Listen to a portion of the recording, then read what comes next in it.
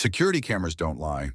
On the night of November 14th, hospital footage captured 3.2 seconds that would expose one of Austin's most respected businessmen as a monster. 3.2 seconds of a pregnant woman's body falling. But the fall itself wasn't the crime. It was the hand that pushed her. Dr.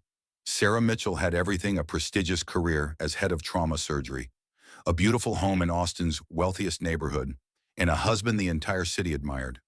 What no one knew was that behind closed doors, she was living a nightmare that would eventually claim 3 lives before she could escape.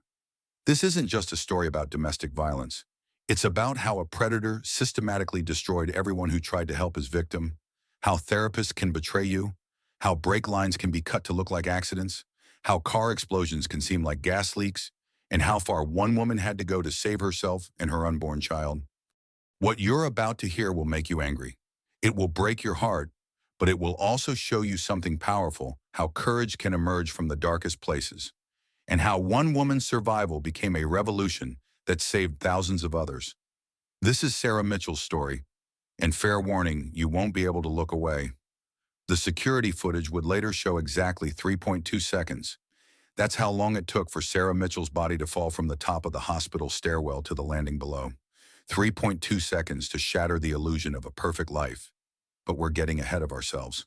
6 months earlier, Sarah stood in the attending physician's lounge at Austin General Hospital, adjusting her white coat in the mirror. At 29, she'd just been named head of trauma surgery, the youngest in the hospital's history. Her hand, steady enough to repair a torn aorta, trembled slightly as she smoothed her collar over the bruise on her collarbone. "Congratulations, Sarah." Dr. Elena Cross appeared behind her, the hospital's chief of surgery and Sarah's mentor for the past 5 years. "You've earned this. Your father must be proud." Sarah's smile came automatically, practiced. "He is. Dad's planning a celebration dinner." Elena studied her reflection.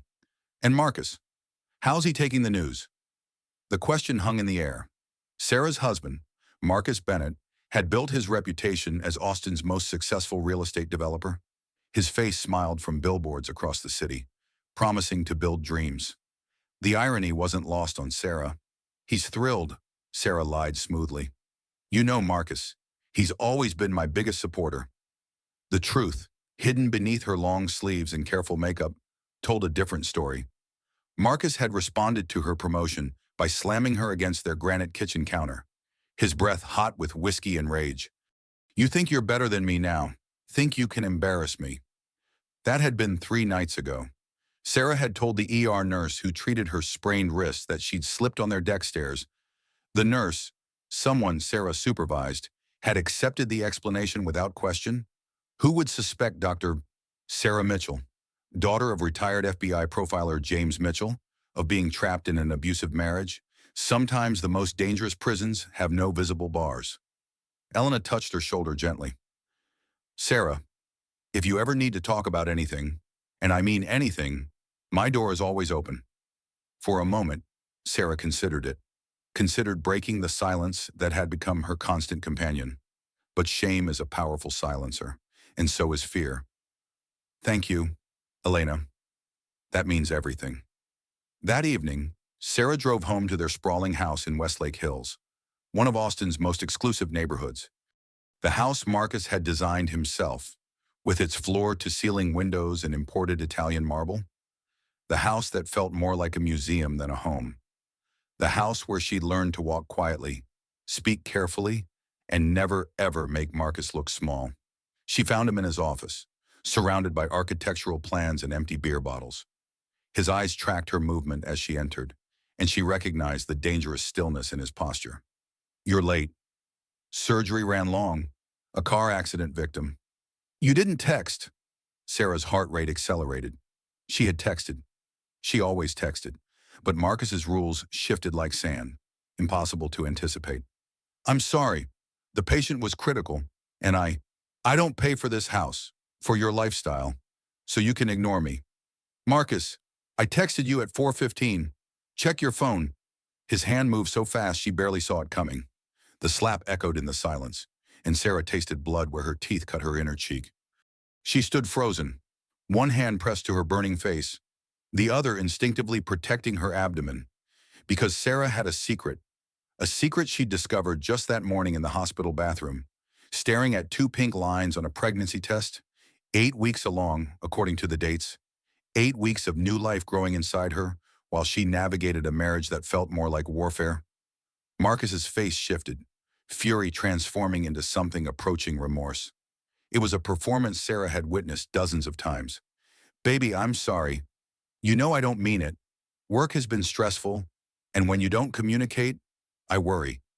He pulled her close, his embrace feeling more like restraint than comfort. I love you so much. Sometimes I love you too much. You understand that, right?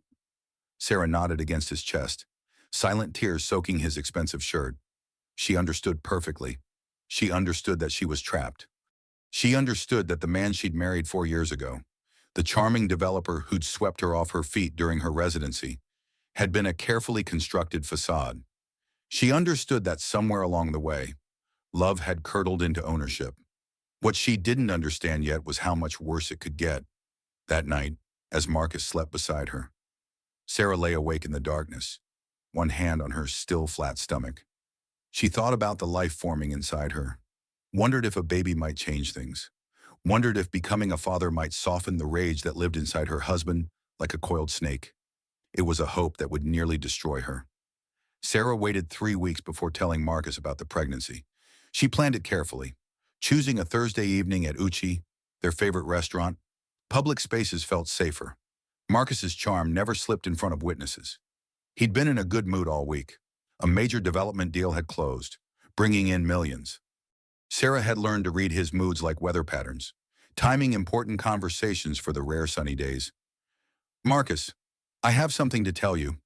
She reached across the white tablecloth, taking his hand. I'm pregnant. Almost 11 weeks. His expression froze, smile fixed in place like a mask, but his grip on her hand tightened painfully. Pregnant. I know we hadn't planned it yet, but we... His voice remained low, controlled, but Sarah heard the undercurrent of rage. You mean you hadn't planned it? This was your decision. Marcus, it takes two people to... Don't... He released her hand, sitting back in his chair. To anyone watching, they might have been discussing vacation plans. You did this deliberately, thought you'd trap me. Sarah's throat constricted. I would never. We'll discuss this at home. The drive back was silent, ominous. Sarah's hands rested protectively over her stomach as Marcus navigated the dark roads too fast. When they pulled into the garage, he didn't turn off the engine immediately. Get rid of it! What? You heard me. You're a surgeon? You have connections. Get rid of it. Marcus, this is our baby. He grabbed her face, forcing her to look at him. It's a mistake. You're not ready to be a mother. Your career is just starting. Think about what you're throwing away. Sarah pulled free, stumbling from the car. She made it to the kitchen before he caught up. The argument that followed was the worst yet. Marcus's control shattered completely, and for the first time, Sarah feared for her life. You think you can trap me, force me into this? He backed her against the counter, his face inches from hers. I won't be controlled by you or anyone else. I'm not trying to control you. I'm just... His shove sent her sprawling. Sarah's hip connected with the marble countertop with devastating force, and she crumpled to the floor. Pain exploded through her abdomen, sharp and terrible. She felt warmth spreading between her legs and knew, with the clinical detachment of her medical training, exactly what was happening. Marcus, her voice came out weak, frightened. Call an ambulance, please, the baby. For a moment, he simply stared at her, his chest heaving. Then something shifted in his expression. Not quite remorse, more like calculation. He pulled out his phone and dialed, his voice transforming into concern so genuine that Sarah almost believed it herself. Yes, my wife fell. She's pregnant. Please hurry. At the hospital, Sarah's colleagues rushed to help. The ER attending, Dr. Ramon Diaz, someone she'd trained with, examined her with gentle efficiency. Sarah, what happened? Marcus answered before she could. She was getting a glass from the upper cabinet, lost her balance. I should have been there to catch her. Sarah met Ramon's eyes, saw the question there. saw the moment he decided to accept Marcus's explanation. Because who would believe that Dr. Sarah Mitchell, competent, confident, accomplished, could be anything other than what she appeared? I'm sorry, Sarah. Ramon's voice was soft. We're losing the heartbeat. She already knew, had known from the moment she hit the floor. 8 weeks and 3 days of hope, extinguished in seconds. Marcus held her hand through the procedure, playing the devastated husband so convincingly that even Sarah almost forgot the truth. He brought flowers the next day, called her constantly, told everyone how broken he was over their loss. And Sarah, drowning in grief and shock, let herself believe it might be real. Let herself believe that this tragedy might be the catalyst for change. That maybe, just maybe, Marcus's horror at what had happened would make him stop. It was the first of many times she would mistake manipulation for love. 2 weeks later, after appropriate grieving time in the eyes of their friends and colleagues, Marcus took her to dinner at the same restaurant, the same table, even. He held both her hands and looked into her eyes with such apparent sincerity that Sarah's resolve wavered. I've been thinking about what happened, about us. I want to change. Sarah, I need to change. Will you help me? She wanted so desperately to believe him, wanted to believe that the man she'd fallen in love with still existed somewhere beneath the anger. So when he suggested couples therapy, she agreed immediately, seeing it as proof of his commitment. Dr. Richard Cole's office occupied a renovated Victorian house near downtown. Tasteful, expensive, exactly the kind of place that wealthy Austin couples went to fix their marriages. Marcus had chosen him personally, praised his credentials. What Sarah didn't notice during that first session was the photograph on Dr. Cole's desk.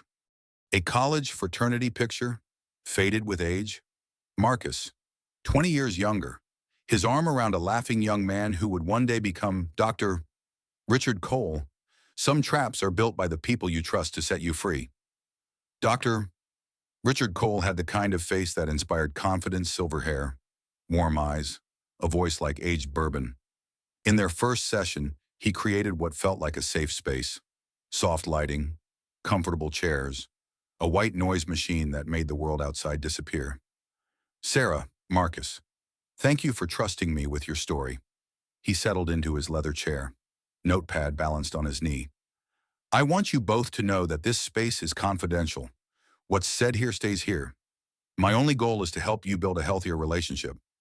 Sarah felt tension she didn't know she'd been carrying start to ease. Finally, someone to help them navigate the darkness that had swallowed their marriage. Sarah, why don't you start what brings you here? She glanced at Marcus, who nodded encouragingly. We've been having communication issues, arguments that escalate. I want to learn better ways to. She thinks I'm the problem. Marcus's interruption was smooth, accompanied by a self-deprecating smile. And she's not entirely wrong. I have a temper. My father was the same way. It's something I struggle with. Dr. Cole nodded, making notes. That's honest. Marcus, recognizing patterns is the first step. Sarah, how do these arguments affect you? Sarah chose her words carefully, aware of Marcus's attention like pressure against her skin. I feel like I'm walking on eggshells sometimes, afraid to say the wrong thing. Can you give me an example? She described a recent incident, carefully editing the violence from the narrative, made it sound like raised voices and slammed doors rather than hands around her throat. Dr. Cole listened, asked clarifying questions, seemed genuinely invested in understanding. Over the next 3 sessions, Sarah felt herself opening up more. Dr. Cole created exercises for them, communication techniques, strategies for de-escalation, homework assignments designed to rebuild trust. Marcus participated enthusiastically, completing every assignment, speaking the language of therapy with surprising fluency. I can see real progress, Dr. Cole announced in their 4th session. Marcus, you're doing excellent work. Sarah, I'd like to talk about your role in these conflicts. Sometimes partners in high-stress careers bring workplace intensity into their personal relationships. Do you think your demanding schedule might contribute to tension at home? Sarah blinked, surprised. I suppose it could. The hospital is stressful. And when you're stressed, how does that manifest? Do you become withdrawn, Critical. I, Sarah faltered, trying to remember specific instances. Maybe sometimes I'm distracted. Emotionally unavailable. Would you say, Dr. Cole's pen moved across his notepad. Marcus, do you experience Sarah's work stress as abandonment? Sometimes, Marcus admitted, his voice heavy with manufactured vulnerability. I know her career is important, but there are nights when she comes home and it's like she's not really there. Like I'm alone even when we're in the same room. Sarah felt guilt bloom in her chest. I didn't realize. I'm so sorry. Over subsequent sessions, the focus shifted subtly but unmistakably. Dr. Cole probed Sarah's childhood, her relationship with her father, her perfectionism. Each session, Marcus's behavior was reframed as reactive. His anger became a response to her emotional distance. His violence became frustration at being unable to reach her. Sarah, desperate to save her marriage, internalized every suggestion, worked harder to be present, started taking anxiety medication, Dr. Cole prescribed. Blamed herself when Marcus's temper flared. What she couldn't see was the bigger picture being painted, a picture that would later be used to question her stability, her fitness as a mother, her credibility as a witness. 6 months into therapy, Sarah discovered she was pregnant again. 12 weeks this time before she knew, her irregular cycles and demanding schedule masking the signs. She told Marcus at Dr. Cole's suggestion, during a session where the therapist could help them process the news. Marcus's face lit up with apparent joy. Sarah, that's wonderful. A second chance. How do you feel about this? Sarah, Dr. Cole watched her carefully. Scared, she admitted. After what happened before, the miscarriage was traumatic for both of you. Dr. Cole's voice was gentle. But that was an accident. Correct, you fell. Sarah hesitated, caught between truth and self-preservation. Yes, an accident. Then there's no reason to think this pregnancy will be different. Marcus, I'd like you to be especially supportive during this time. Sarah's anxiety about the pregnancy is understandable, but could become unhealthy if unchecked. The word unhealthy would appear 17 times in Dr. Cole's notes.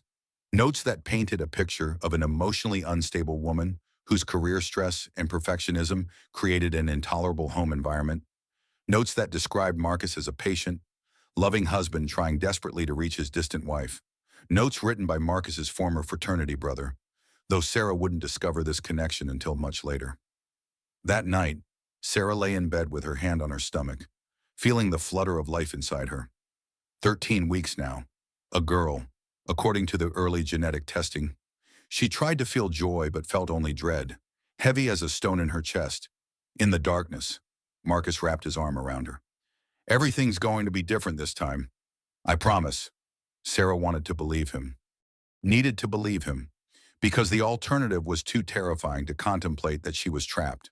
That the therapy was another cage. That the man beside her was incapable of the change she desperately needed him to make. Sometimes the most dangerous prisons are built with good intentions and professional credentials. Outside, the Austin night was alive with sound cicadas, distant traffic, the ordinary noise of people living ordinary lives.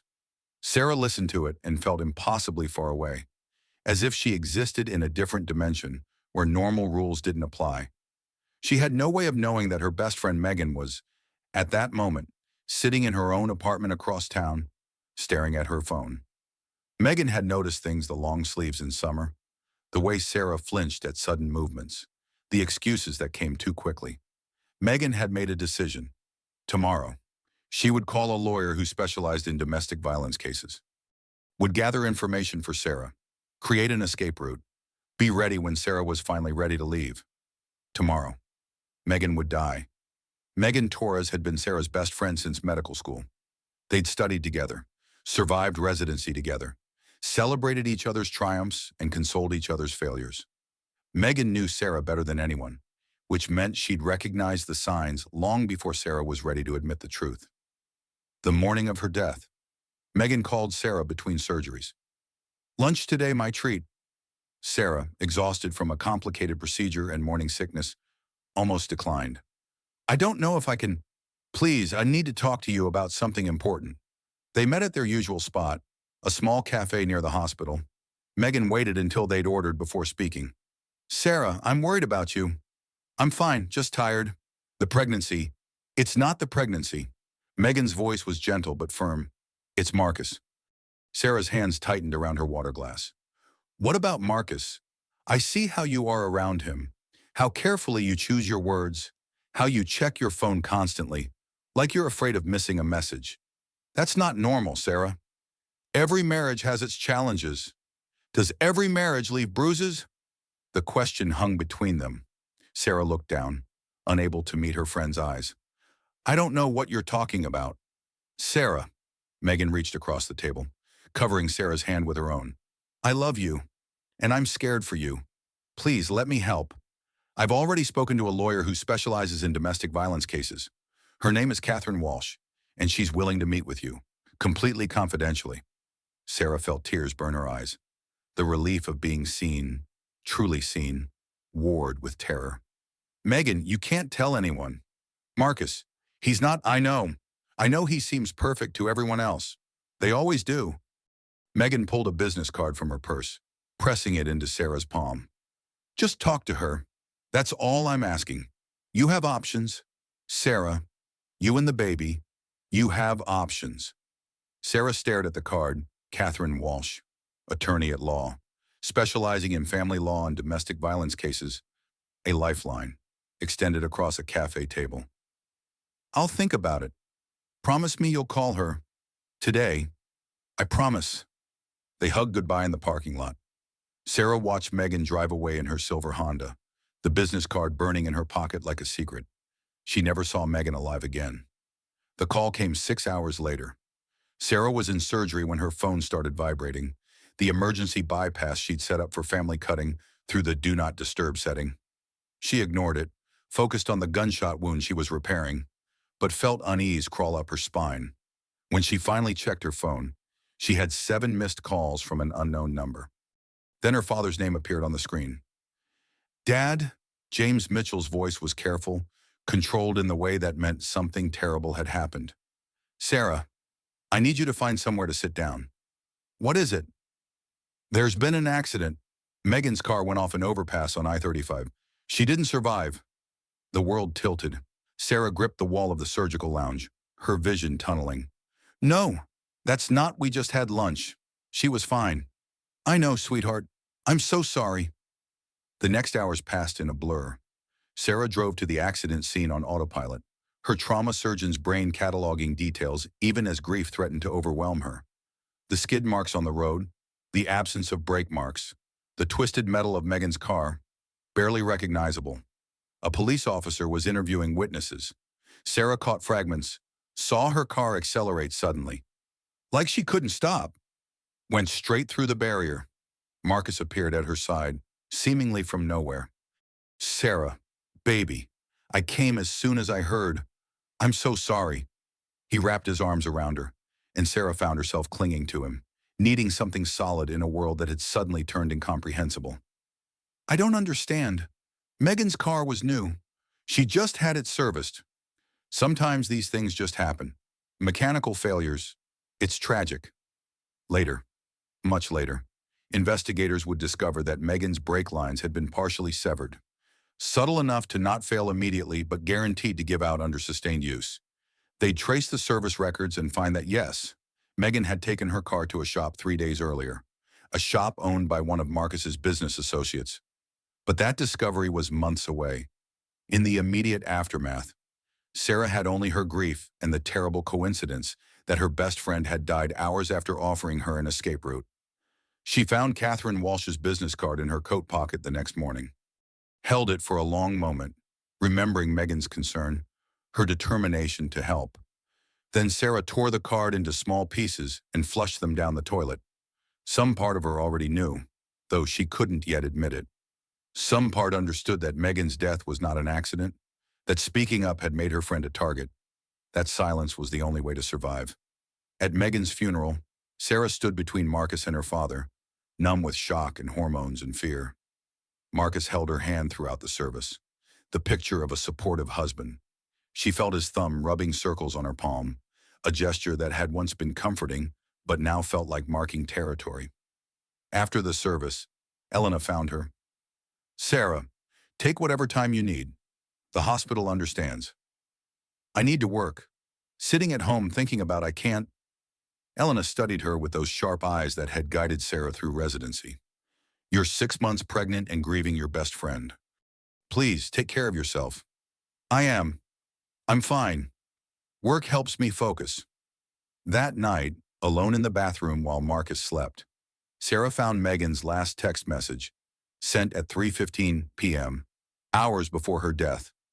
"Called Catherine. Meeting tomorrow at 10. Coming with me."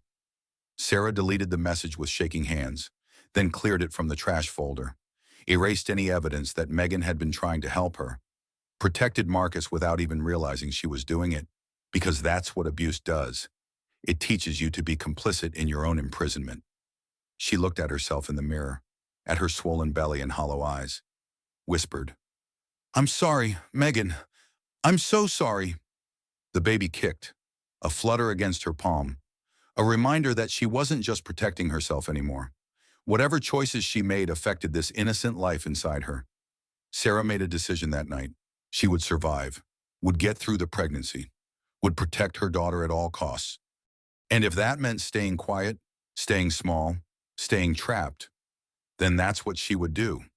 It was the kind of decision that thousands of women make every day, the kind that looks like weakness from the outside but requires impossible strength to maintain. What Sarah didn't know was that Marcus had already moved on to his next target, that even as she decided to stay, to endure, to protect, he was setting up the next devastating blow. Some traps have multiple chambers, each one deeper than the last. Sarah returned to work 3 days after Megan's funeral, against everyone's advice. The hospital became her sanctuary, the only place where she felt competent and in control. In the OR, she made life and death decisions with confidence. At home, she couldn't even decide what to wear without second-guessing herself. She was 7 months pregnant now, her belly prominent beneath her scrubs. The baby was active, strong, measuring perfectly at every ultrasound. A healthy girl who deserved better than the chaos into which she was being born. Elena watched Sarah with increasing concern, but said nothing. Hospital administration had already suggested Sarah take early maternity leave, citing stress and the physical demands of surgery. Sarah had refused, knowing that work was the only thing keeping her sane. It was Ashley Torres who finally shattered what remained of Sarah's illusions. Ashley was a surgical resident, 26 years old, brilliant and ambitious. Sarah had been her mentor for the past year, guiding her through complicated procedures, writing glowing evaluations, championing her career. They'd developed what Sarah thought was genuine friendship, the kind built on mutual respect and shared passion for medicine. Sarah noticed Ashley's odd behavior gradually, the way she'd duck into empty rooms when Sarah approached, how she'd stopped asking questions during rounds, the knowing looks other residents gave her when Ashley's name came up. Then came the day Sarah found Ashley crying in the surgical lounge. "Ashley, what's wrong?" Sarah sat beside her, concerned. "Is it a patient?" Ashley's face went white. "Dr. Mitchell, I can't, whatever it is, we can work through it. Talk to me." "I'm pregnant." Sarah felt her own baby kick, as if sensing the moment's significance. "Oh, well, that's complicated, but manageable. We can discuss how to handle your residency schedule." "It's Marcus's baby." The words hung in the air like smoke. Sarah heard them but couldn't process them, as if they were in a language she didn't understand. What Ashley was crying harder now, words tumbling out in a rush.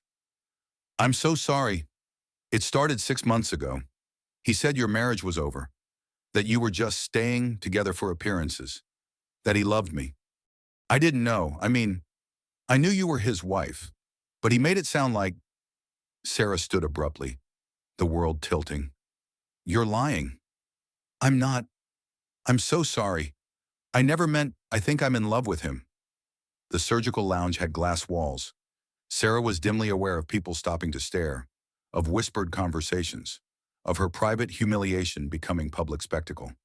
She walked out with as much dignity as she could muster, her vision tunneling, breath coming in short gasps. She made it to an empty exam room before the panic attack hit. Her heart raced, palms sweating, the room spinning.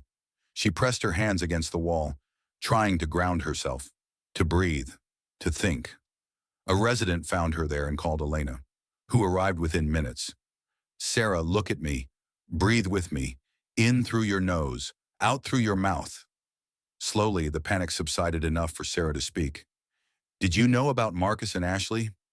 Elena's face was answer enough. "There were rumors.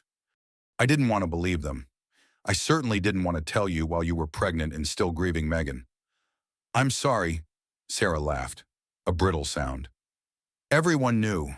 Everyone but me. No one was certain. Hospital gossip is, she's pregnant. Elena.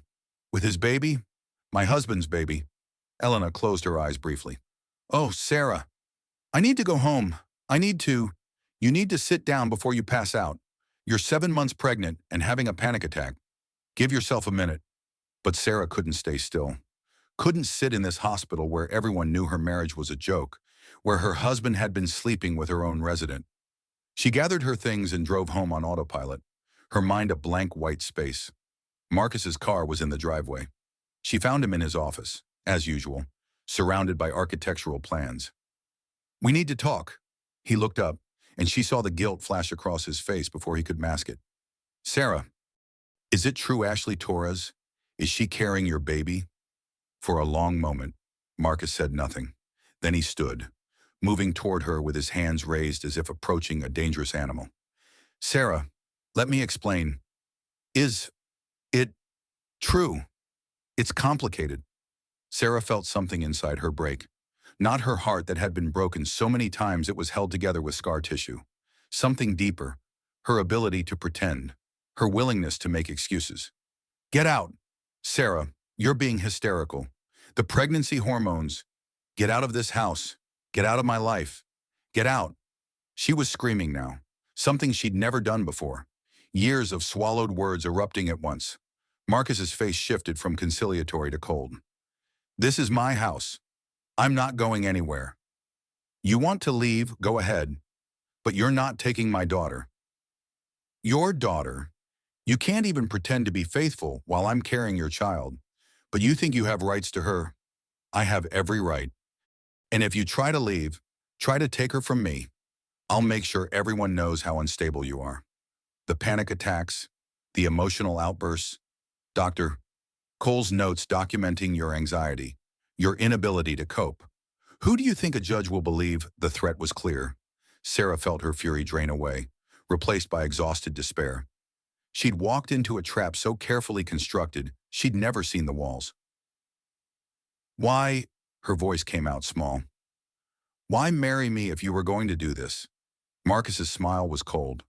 "Because you were useful. The daughter of an FBI agent, a respected surgeon. You gave me credibility. And you were so eager to believe I loved you. It was almost too easy."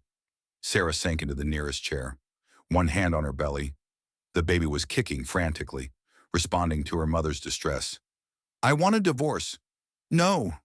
You can't stop me from..." "Can't I, Sarah? I own this city. I have connections you can't imagine. Judges who owe me favors. Cops who look the other way. Your precious father might have been FBI, but he's retired now. He has no power here. And you," Marcus laughed, "you're a pregnant woman with a documented history of anxiety and emotional instability. You're not leaving me. Not now. Not ever." He walked out, leaving Sarah alone with the ruins of her life. That night, Sarah lay in the guest room with the door locked, staring at the ceiling, 7 months pregnant, homeless in her own home, trapped by a man who'd never loved her.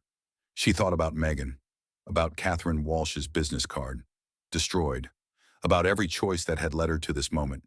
And she thought about her father, the man who'd taught her to trust her instincts, to stand up for herself, to never be a victim. She'd disappointed him so profoundly she couldn't bear to tell him the truth. But maybe there was one person who could still help. Sarah pulled out her phone and opened her email, found Elena's contact information. Started typing. "Elena, I need to tell you something.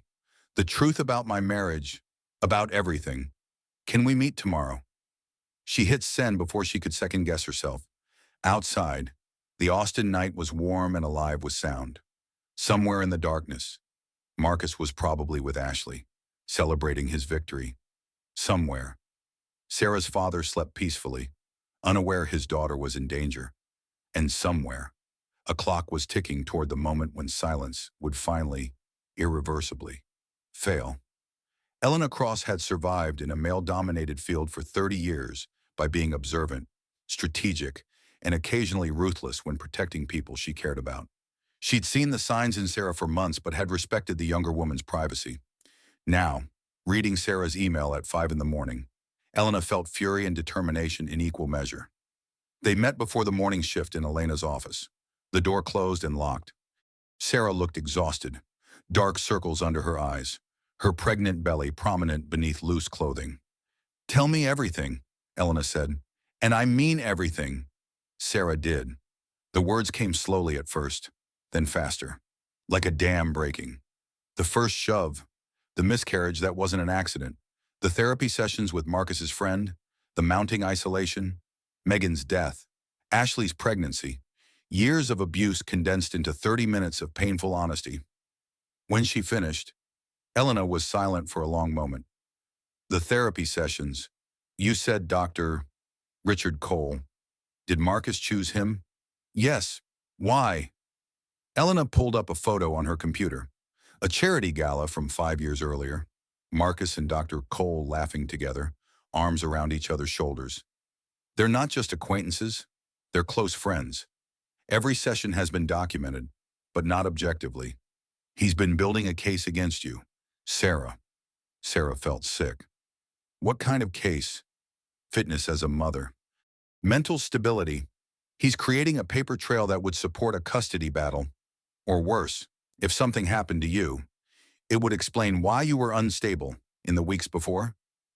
You think he's planning to... I think Marcus is dangerous in ways we're only beginning to understand. Megan's death wasn't an accident, was it?" Sarah's silence was answer enough. Elena leaned forward. "Here's what we're going to do. I have a friend who runs a safe house for women leaving abusive situations. We're going to get you and the baby somewhere secure. Then we're going to build an actual case with evidence that can't be manipulated. Marcus said he owns half the judges in this city. He might, but he doesn't own them all, and he doesn't own the truth." Elena pulled out a small recording device, no bigger than a thumb drive. "Wear this. Record your conversations with him. Texas is a one-party consent state, so it's legal. Get him to admit what he's done." Sarah stared at the device. "And then we go to the police with everything. The medical records from your miscarriage, Megan's death, the relationship between Marcus and Dr. Cole. We build a case so overwhelming that not even Marcus's connections can bury it." "What if it's not enough?" Elena's eyes were hard. "Then we make it enough. But Sarah, you have to be smart about this. You can't let Marcus know you're planning to leave. Can't change your behavior. Everything has to seem normal until we're ready to move. After the baby is born, you're 7 months pregnant. Moving you now would be complicated, and the stress could endanger the baby. So we wait, we document, and when the time is right, we get you both out." Sarah felt hope stir for the first time in months. "You really think this will work?" "I think you're stronger than Marcus ever gave you credit for. And I think he's underestimated what happens when he threatens people I love." Elena squeezed her hand. "You're not alone anymore. Sarah, we're going to get you through this." Over the next 6 weeks, Sarah lived a double life. At home, she was the defeated wife, submissive and careful. She endured Marcus's increasingly blatant affair with Ashley, his casual cruelty, his reminders that she was trapped. She slept in the guest room, avoided confrontation, made herself small, but secretly, she was gathering evidence. The recording device captured hours of conversations Marcus admitting to pushing her during the miscarriage, his threats about custody, his relationship with Dr. Cole, his casual mention of taking care of Megan's suspicions.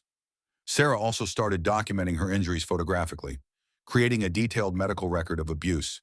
Elena helped her establish a bank account Marcus didn't know about, transferred money secretly, built a financial safety net. They were careful, paranoid, even because Marcus was watching too. his controlling nature making him suspicious of any change in Sarah's behavior. Then, one morning, James Mitchell collapsed in his own kitchen. Sarah got the call while she was reviewing surgical cases.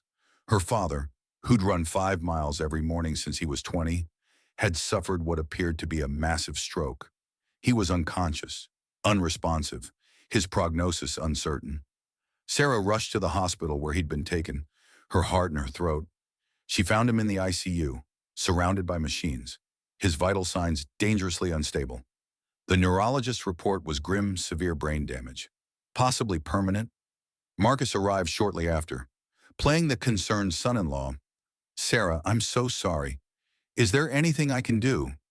Sarah stared at him, and suddenly she knew with absolute certainty. "You did this." "What's Sarah? Your father had a stroke. You did this, just like Megan. You got rid of him because he was getting suspicious." Marcus's face was a mask of concern, but his eyes were cold. "You're in shock. Grief is making you paranoid."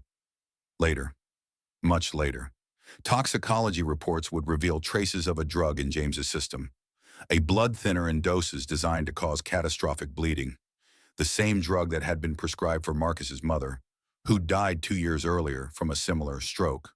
But those results were weeks away. In the moment, Sarah had only her certainty and her helplessness. "I'm going to destroy you," she whispered. "I'm going to make sure everyone knows what you are." Marcus leaned close, his voice too low for the ICU nurses to hear. "Who's going to believe you? The emotionally unstable pregnant woman whose best friend died in a tragic accident and whose father just had a stroke. You're surrounded by tragedy. Sarah, people are already wondering if maybe you're the common denominator." He was right, and they both knew it. Marcus had orchestrated everything so carefully that Sarah looked like either the most unlucky woman alive or someone whose presence brought disaster. That night, Sarah sat in her father's hospital room, holding his unresponsive hand. 8 months pregnant now, exhausted, terrified, and more alone than she'd ever been. Elena found her there at midnight. "Sarah, you need to rest. The stress isn't good for the baby. He did this. Marcus, he poisoned my father. I believe you, but we need proof. We'll never get it.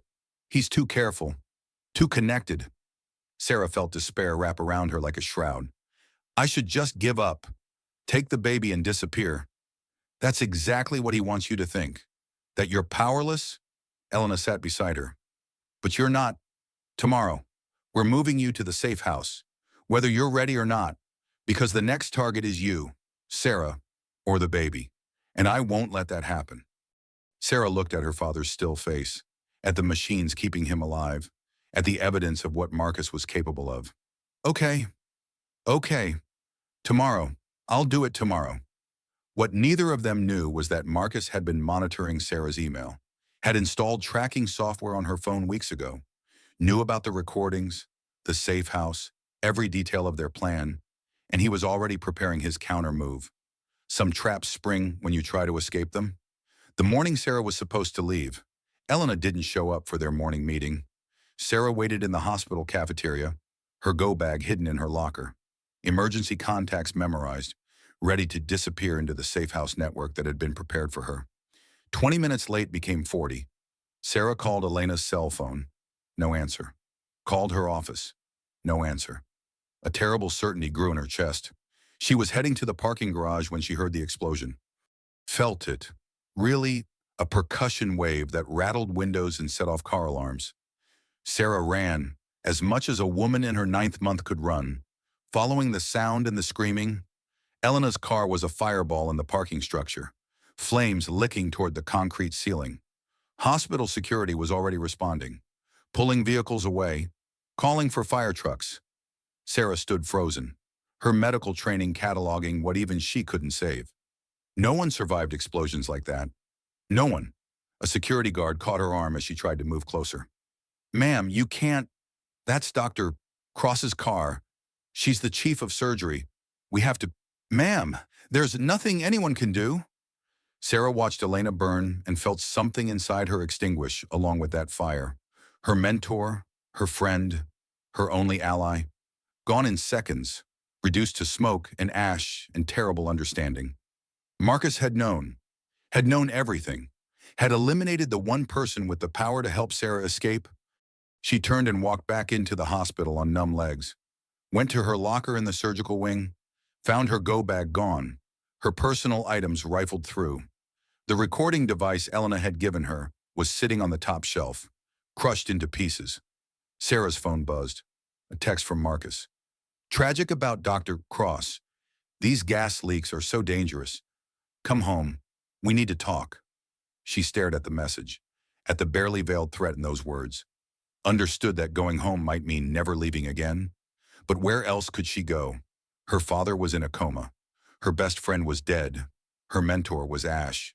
Marcus had systematically eliminated everyone who could help her, could believe her, could intervene. Sarah placed her hand on her swollen belly, felt her daughter moving inside her, thought about the life this child deserved, the world Sarah wanted to give her. A world without violence, without fear, without a father who killed anyone who stood in his way. She made a decision. Sarah went to the administrative offices and requested a meeting with the hospital board, told them everything, showed them the documentation she'd been keeping, the photographs of injuries, the financial records proving Marcus's connection to Dr. Cole, named names, detailed abuse, outlined a pattern of violence that had now claimed 3 lives. The board members listened with increasingly horrified expressions. The hospital's attorney took notes. The chairman promised immediate action. Sarah felt hope stir. Maybe she wasn't as alone as she'd thought. Maybe institutional power could protect her where personal connections had failed. She was wrong. Within 2 hours, Marcus's lawyers had descended on the hospital. They brought Dr. Cole's therapy notes, documenting Sarah's deteriorating mental state, brought testimony from colleagues who'd noticed her erratic behavior and inappropriate accusations. Aaronova brought evidence of her pattern of seeing conspiracies and paranoid ideation. They painted a picture of a woman in crisis, mentally unstable, dangerous even. A woman whose tragic circumstances, her friend's death, her father's illness, Elena's accident, had pushed her into psychotic break. And because Marcus had been so careful, so methodical in building this narrative, the hospital board had to listen, had to consider, had to, ultimately, suggest that Sarah take immediate medical leave for psychiatric evaluation.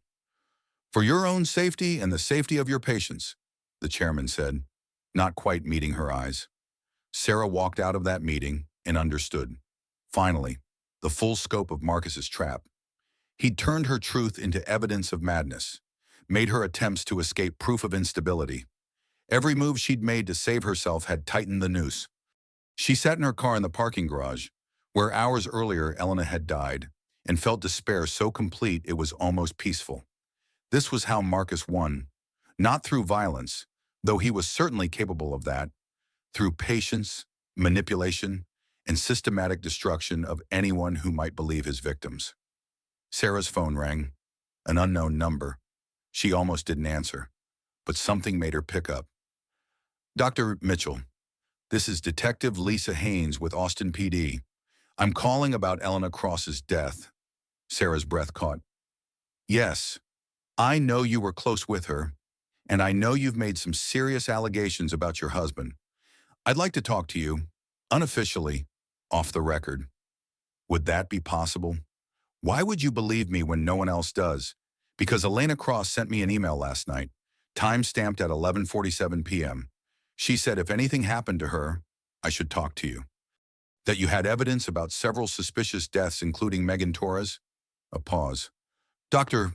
Mitchell, gas leaks don't send warning emails before they happen. Sarah felt tears of relief streak down her face.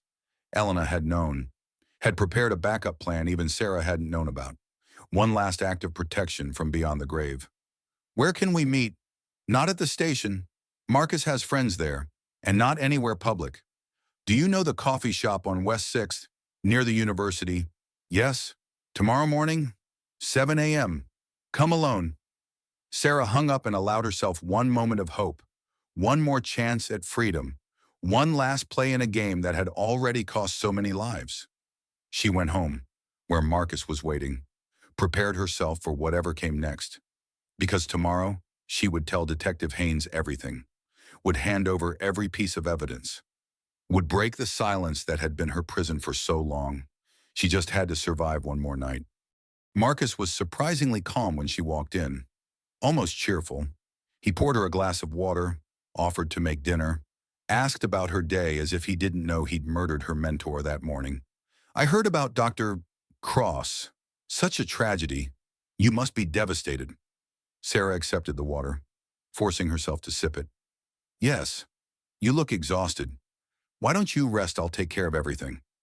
She went to the guest room, the only place she felt marginally safe, and locked the door. Sat on the bed with her hands on her belly, feeling the baby's movements. So close to delivery now.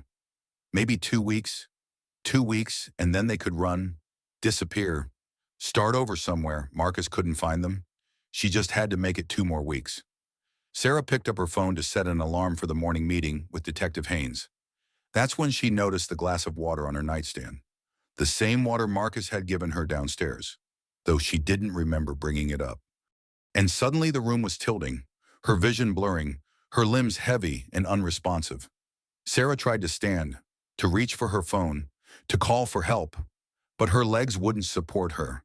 She collapsed on the bed, consciousness fading, her last thought for the baby inside her. Marcus appeared in the doorway, watching her with satisfaction. It's time for this to end. Sarah, time for one more tragic accident. The world went black. Sarah woke to pain, contractions, hard and regular, radiating through her body. She was lying at the top of the stairs she'd walked up and down 1,000 times, the stairs that would, in Marcus's carefully constructed narrative, claim one more victim. She tried to move, but her body felt disconnected, drugged, could barely lift her head, let alone stand. The baby was coming, though. She could feel it, the pressure, the urgency. Too early. 2 weeks too early. Marcus crouched beside her, his face a mask of false concern. I called 911. They're on their way. Such a terrible accident. Sarah falling down the stairs. The stress of Dr. Cross's death. Your father's illness. The pregnancy. Everyone will understand. Sarah tried to speak, but her tongue was thick, uncooperative. Managed one word. Why? Because you were going to leave, and I couldn't allow that. You're mine. Sarah, your baby is mine. And if I can't have you both, then no one will. He placed his hand on her shoulder, positioned her at the top of the stairs. Sarah understood with terrible clarity what he was about to do. The final scene in his elaborate play, the pregnant wife, unstable and grieving, who tragically fell. It'll be quick, Marcus said. And afterward, I'll raise our daughter. Teach her how the world really works. That power is the only thing that matters. Sarah summoned every ounce of strength she had left, reached out, grabbed the stair railing with one hand, Marcus's shirt with the other. If she was going down, she was taking him with her. They fell together, tumbling down the stairs in a tangle of limbs. Sarah tried to protect her belly, curling around it even as her body struck the hard edges of the steps. Heard Marcus cursing, felt his grip loosening. The world was pain and motion, and the sound of their bodies impacting wood. They hit the landing hard. Sarah's head cracked against the floor, and darkness swallowed her again. When she woke, she was in the hospital. Machines beeped steadily around her. Her abdomen was bandaged, and she felt wrong. Empty. She reached down instinctively. Your baby's okay. The voice was unfamiliar. Sarah turned her head to see Detective Lisa Haynes sitting beside her bed. Emergency C-section. She's in the NICU, but she's stable, strong, like her mother. Sarah tried to speak, but her throat was raw. Haynes held up a cup of water, helped her sip through a straw. What happened? You fell down your stairs. Or were pushed, according to your toxicology report. You had enough sedatives in your system to drop a horse. Marcus claimed he found you at the bottom, called 911. But here's the interesting part. Haynes pulled out her phone, showing Sarah security footage. Your neighbor has a doorbell camera. Caught Marcus dragging you to the top of the stairs before the fall. Sarah felt tears of relief. Evidence. Finally. Evidence that even Marcus couldn't manipulate. Where is he? In custody. We arrested him this morning. The DA's filing charges: attempted murder, felony assault, and we're reopening Megan Torres's case and investigating Elena Cross's death. Haynes leaned forward. Sarah, Elena gave me access to files she'd been keeping. Evidence about Marcus going back years. She was thorough. Between that and the security footage, we have him cold. My father, still in the ICU, but his toxicology came back positive for poison. We're charging Marcus with that too. Sarah closed her eyes, letting it sink in. She'd survived. Her daughter had survived. And Marcus was finally going to face consequences. I need to see my baby. Haynes wheeled her down to the NICU. Sarah's daughter was tiny, just over 4 pounds, but her vital signs were strong. She had Sarah's dark hair and Marcus's nose, a reminder that even monsters can create something pure. Sarah reached through the incubator's porthole, touching her daughter's miniature hand. The baby's fingers wrapped around hers instinctively, that ancient reflex of survival. I'm going to name her Elena, Sarah whispered, after the woman who saved us both. Over the next weeks, Sarah recovered physically while her daughter grew stronger.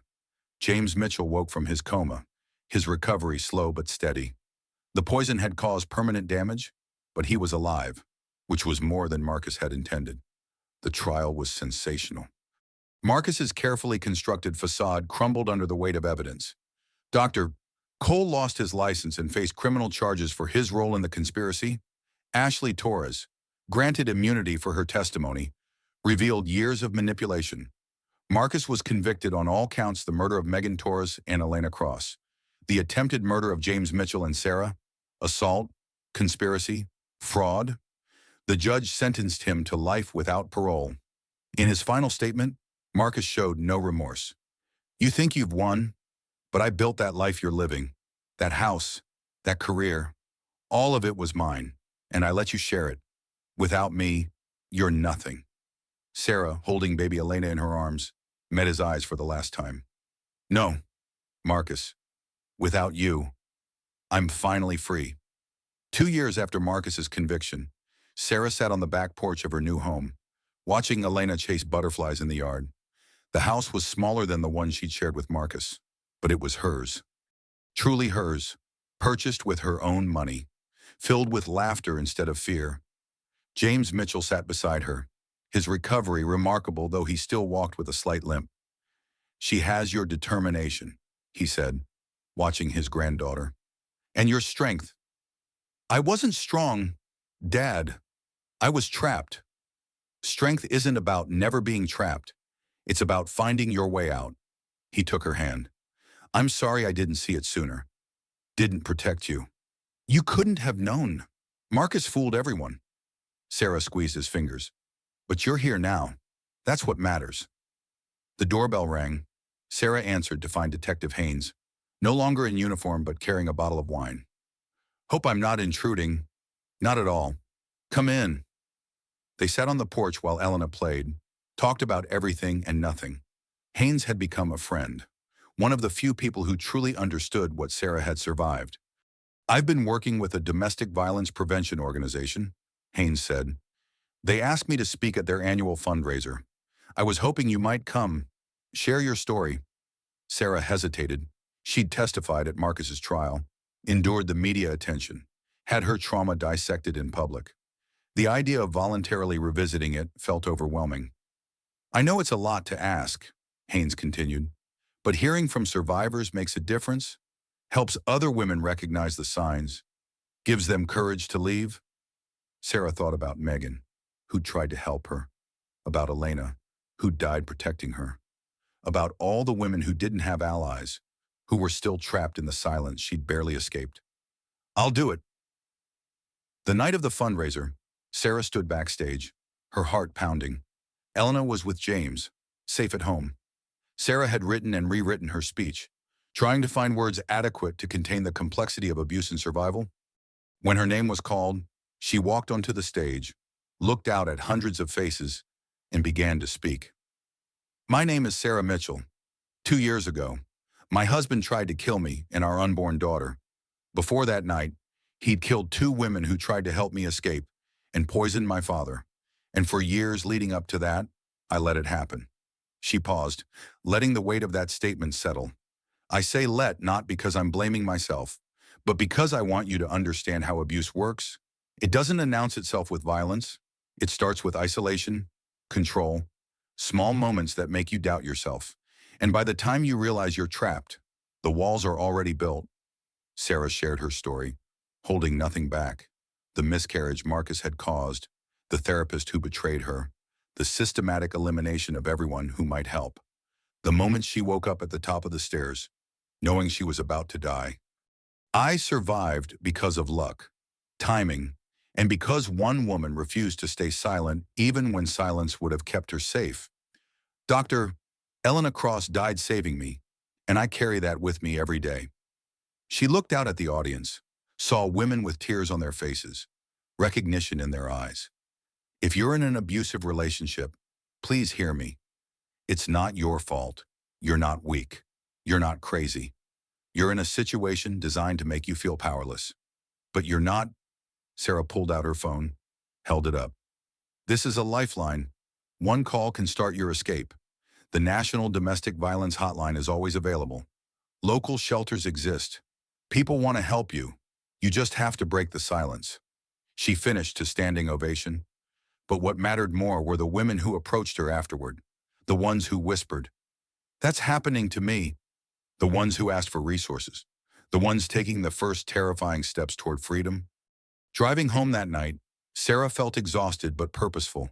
She'd transformed her trauma into something useful, her pain into protection for others. It didn't erase what she'd suffered, but it gave it meaning. Baby Elena was asleep when Sarah got home. She stood in the nursery doorway, watching her daughter's chest rise and fall. This perfect life that had somehow survived chaos. "Your mother did something important tonight," James said quietly, appearing beside her. "Elena Cross would be proud." "I hope so." Sarah turned to face him. "Dad, I've been thinking about going back to work. Not full-time surgery yet, but maybe consulting, teaching.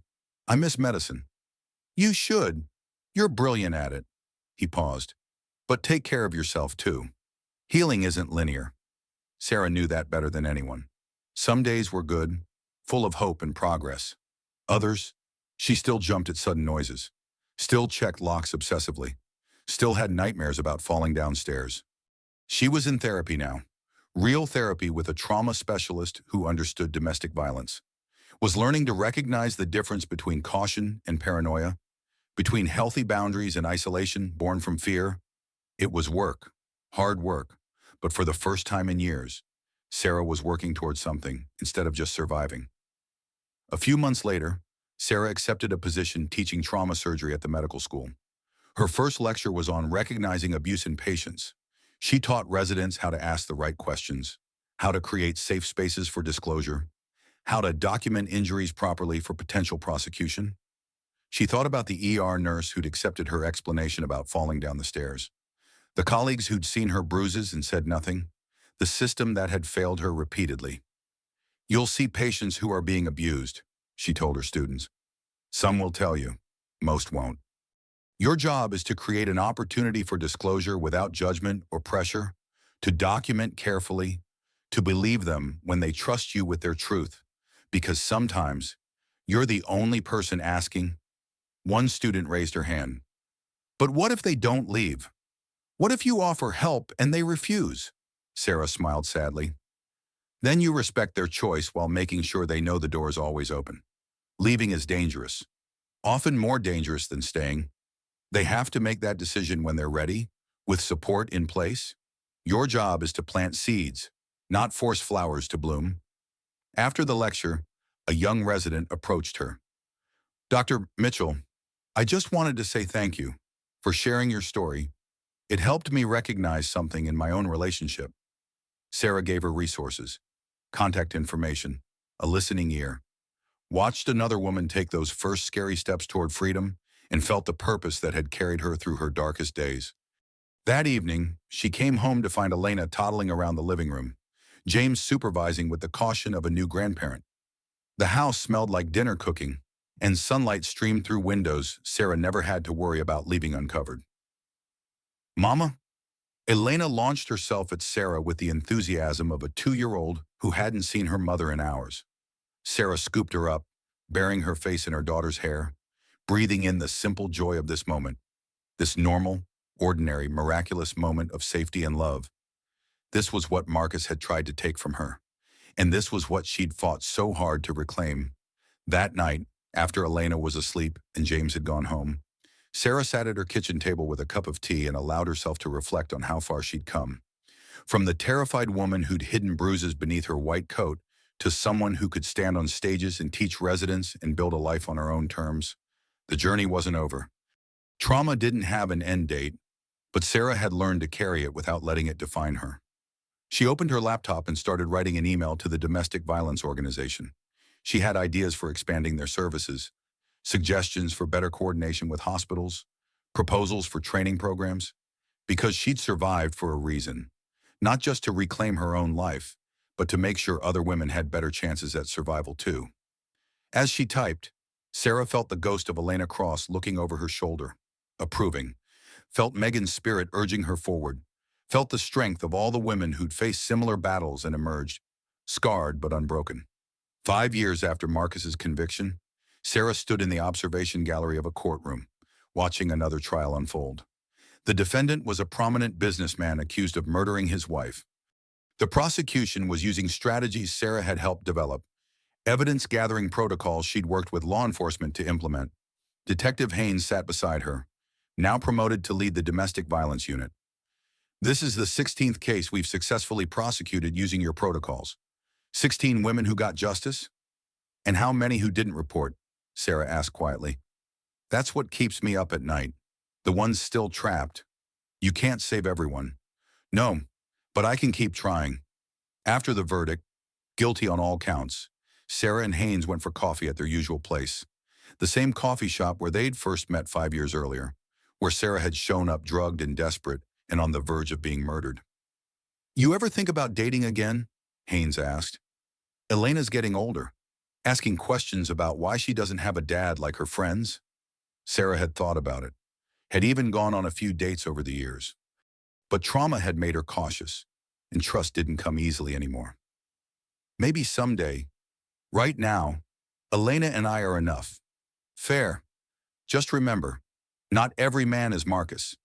I know, but it only takes one Marcus to ruin your life, and they don't wear signs. Sarah smiled to soften the words. I'm okay. Really. Happy even. That's more than I thought possible once. They parted ways, and Sarah drove to Elena's school for pickup. Her daughter was 7 now, bright and curious and blessedly untraumatized by the circumstances of her birth. Sarah had been careful about what Elena knew, age-appropriate honesty, without burdening her with adult terrors. Mommy, can Grandpa come for dinner?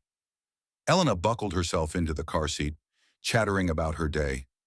Already invited him. He's bringing your favorite dessert. James Mitchell had made a remarkable recovery.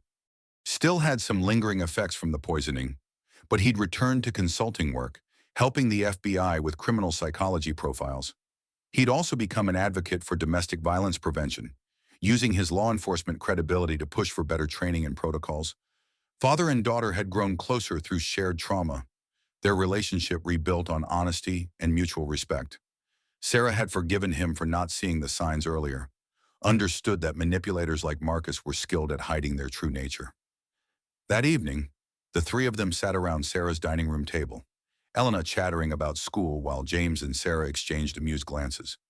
This ordinary domesticity felt miraculous to Sarah. She'd once believed this kind of peace was impossible. After Elena went to bed, James and Sarah sat on the porch with tea. I got a call today, he said, from the FBI. They want me to develop a training program about recognizing coercive control in domestic situations, partnering with your hospital protocols. That's wonderful, Dad. I was hoping you'd help. Your perspective as both a physician and a survivor is invaluable. Sarah considered. It would mean more public exposure, more time spent revisiting her trauma, but it would also mean more protection for other women. I'll do it. They worked on the program together over the next months, creating comprehensive training that addressed the psychological aspects of abuse, the ways victims become trapped, the signs that healthcare providers and law enforcement should recognize. Sarah presented at conferences, her story becoming a case study in survival and resilience. She was careful to honor Megan's and Elena's memories, to ensure their sacrifices weren't forgotten. One day, she received a letter from Ashley Torres, the young woman who'd had an affair with Marcus, who'd been manipulated into pregnancy and complicity. Ashley had served minimal time for her cooperation with the prosecution, but she'd lost her medical career. The letter was simple. "I'm sorry. I was young and stupid and believed his lies. I hope you found peace. I'm trying to find mine." Sarah read it twice, then filed it away. Forgiveness was complicated. Ashley had been a victim too, but her choices had contributed to Sarah's suffering. Maybe someday Sarah would respond, but not yet. Elena Mitchell grew into a confident child, protected but not coddled. Sarah was careful about that balance, ensuring her daughter understood safety without inheriting her mother's trauma. They had conversations, age-appropriate, about respecting boundaries and recognizing when someone was treating you badly. "Mommy, why don't I have a daddy?" Elena asked one evening when she was 9.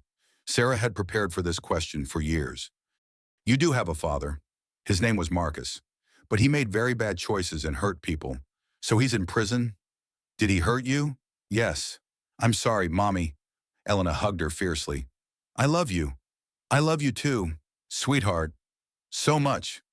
Grandpa says I'm strong like you." "You're strong like you. That's even better." When Elena was 10, Sarah met someone. His name was David, a pediatrician at the hospital, divorced with a daughter of his own. He was patient, kind, willing to move at Sarah's pace. Their first date was coffee in broad daylight in a public place. Their second was lunch. They didn't kiss until the 5th date. And even then, Sarah had to remind herself that flinching was a trauma response, not a present reality. David understood. He'd done his own work, processed his own failed marriage. Together, they built something careful and honest, with communication and boundaries respected on both sides. A year later, they blended their families. 2 girls who became sisters, 2 adults who'd been burned before finding each other. It wasn't perfect. Healing never is. But it was real. Sarah never forgot the women who'd saved her. The hospital established the Elena Cross Memorial Fund for Domestic Violence Prevention. Megan Torres's name went on a scholarship for medical students interested in advocacy work. James Mitchell wrote a book about his daughter's case, using it to highlight systematic failures in protecting abuse victims. And Sarah continued her work, teaching, advocating, creating safer spaces for women to disclose and escape. One evening, 15 years after her escape, Sarah stood before another fundraiser crowd. Gray was starting to thread through her hair.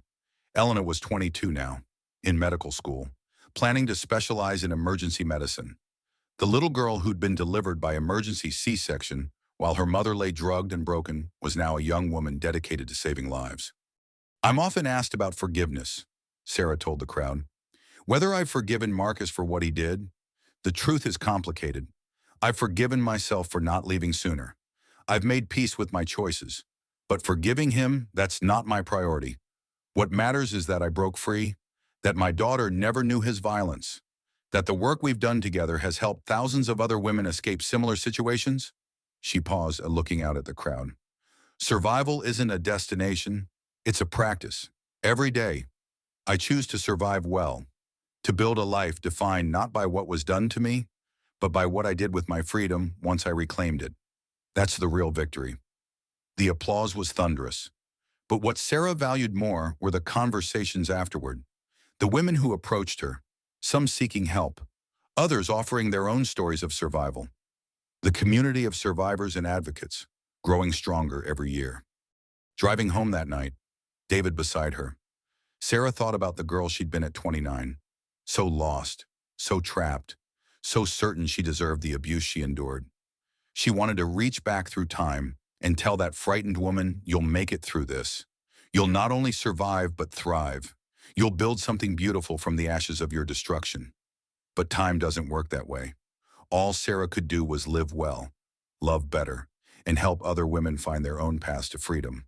At home, Elena was waiting, fresh from her hospital shift, exhausted but animated.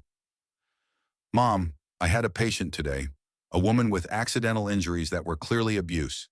I did what you taught me, created a safe space, documented everything, gave her resources. Did she take them? Not yet, but she knows someone saw her, someone believed her. That's a start. Sarah hugged her daughter, this fierce young woman who'd been born from trauma but refused to be defined by it. You did good, sweetheart. That's all we can do. Offer the door and let people walk through when they're ready. That night, Sarah stood in her backyard, looking up at the stars, thought about Megan and Elena Cross, about all the women who'd suffered and survived and sometimes hadn't survived at all, felt their presence like a benediction, a reminder that her freedom had been paid for in blood and sacrifice. She would honor that sacrifice by living fully, by helping others escape, by never ever going silent again. Because in the end, that's what survival meant. Not just staying alive, but reclaiming your voice, using it to shout back at the darkness, creating light for others to follow. Sarah Mitchell had been broken, abused, nearly murdered, but she'd emerged from that fire tempered like steel, stronger in the broken places, determined that her daughter and daughters like her would never have to hide bruises beneath white coats or lie about how they got their injuries. The world was still full of men like Marcus Bennett, but it was also full of women like Sarah Mitchell, women who refused to be victims anymore, women who turned their trauma into transformation, their pain into purpose. And that, Sarah thought, was a revolution worth fighting for.